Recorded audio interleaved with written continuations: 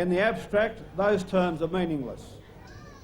We have to give meaning to justice and equity, and as I've said several times this year, we will only give them meaning when we commit ourselves to achieving concrete results. If we improve the living conditions in one town, they will improve in another and another. If we raise the standard of health by 20% one year, it'll be raised more the next. If we open one door, others will follow. When we see improvement, we will see more dignity, more confidence, more happiness. We will know we're going to win. We will need these practical building blocks of change. As Sol said, the Mabo judgment should be seen as one of these. By doing away with the bizarre concept that this continent had no owners prior to the settlement of Europeans, Mabo establishes a fundamental truth and lays the basis for justice. It'll be much easier to work from that basis than it's ever been from any case in the past. For that reason alone, we should ignore the isolated outbreaks of hysteria and hostility to Mabo, which we've heard in the past few months. Mabo is an historic decision. We can make it an historic turning point, the basis of a new relationship between Indigenous and non-Aboriginal Australians. The message should be that there's nothing to fear or to lose in the recognition of historical truth, or the extension of social justice, or the deepening of Australian social democracy to include Indigenous Australians. In fact, as all of us I think here know, there's everything to gain. Even the unhappy past speaks for this. Where Aboriginal Australians have been included in the life of Australia, they have made remarkable contributions. Economic contributions, particularly in the pastoral and agricultural industry. They are there in the frontier and exploration history of Australia. They were there in the wars, in sport to an extraordinary degree, in literature and art and in music. In all these things, they've shaped our knowledge of this continent and of ourselves. They've shaped our identity. They are there in the Australian legend, and we should never forget they've helped us build this nation. And if we have a sense of justice, as well as common sense, we will forge a new partnership.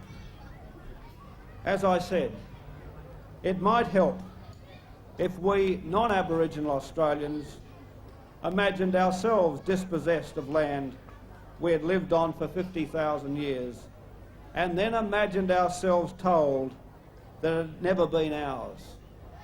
Imagine if ours was the oldest culture in the world and we were told that it was worthless. Imagine if we had resisted this settlement, suffered and died in the defence of our land, and then were told in history books that we'd given up without a fight. Imagine if non-Aboriginal Australians had served their country in peace and war and were then ignored in history books. Imagine if our feats on the sporting fields had inspired admiration and patriotism and yet did nothing to diminish prejudice. Imagine if our spiritual life was denied and ridiculed. Imagine if we had suffered the injustice and then were blamed for it. It seems to me, if we can imagine the injustice, we can imagine the opposite, and we can have justice. I say we can have justice for two reasons. I say it because I believe that the great things about Australian social democracy reflect a fundamental belief in justice. And I say it because in so many other areas we have proved our capacity over the years to go on extending the realms of participation, opportunity and care.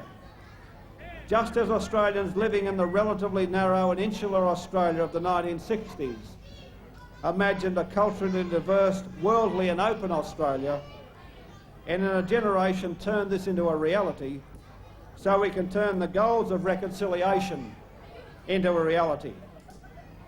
There are very good signs that the process has begun. The creation of the Reconciliation Council is evidence of this. The establishment of ATSIC, the Aboriginal and Torres Strait Islander Commission, is also evidence. The Council indeed is the product of imagination and goodwill. ATSIC emerges from the vision of Indigenous self-determination and self-management. The vision's already become the reality of almost 800 elected Aboriginal regional councillors and commissioners determining priorities and developing their own programs. All over Australia, Aboriginal and Torres Strait Islander communities are taking charge of their own lives, and assistance with the problems which chronically beset them is at last being made available in ways developed by the communities themselves. If these things offer hope, so does the fact that this generation of Australians is better informed about Aboriginal culture and Aboriginal achievement, and about the injustice that has been done, and than any generation before it has so been aware. So we are beginning to more generally appreciate the depth and the diversity of Aboriginal and Torres Strait Islander cultures. From their music and art and dance, we're beginning to recognise how much richer our national life and identity will be for the participation of Aboriginal and Torres Strait Islander people. We're beginning to learn that the Indigenous people have known for many thousands of years how to live with our physical environment. Ever so gradually, we're learning to see Australia through Aboriginal eyes, beginning to recognise the wisdom contained in their epic story. I think we're beginning to see how much we owe the Indigenous Australians and how much we've lost by living so apart. I said we non-Indigenous Australians should try to imagine the Aboriginal view. It can't be too hard. Someone imagined this event today and it's now a reality and a great reason for hope. But there's one thing today we cannot imagine. We cannot imagine that the descendants of people whose genius and resilience maintained a culture here through 50,000 years or more, through cataclysmic changes to the climate and the environment, and who then survived 2 centuries of dispossession and abuse, will be denied their place in the modern Australian nations. We can't imagine that. We cannot imagine that we'll fail. And with the spirit that is here today, I'm confident that we won't fail. I'm confident we will succeed in this decade. Thank you very much for listening to me.